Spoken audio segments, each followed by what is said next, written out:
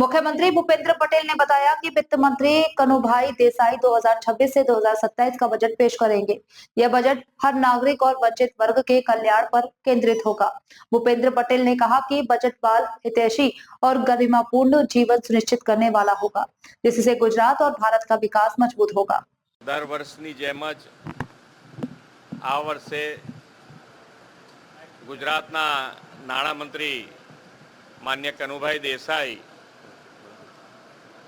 26-27 वर्षનું budget આજે રજૂ કરશે।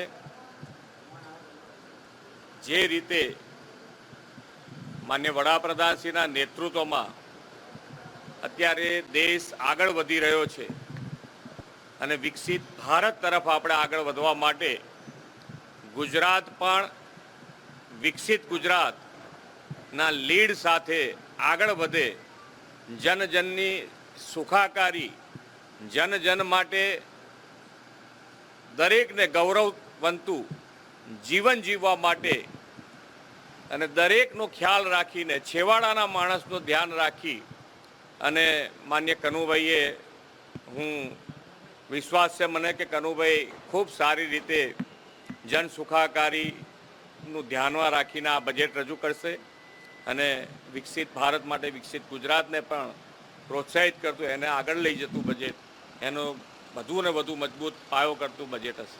આભાર, થેન્ક યુ।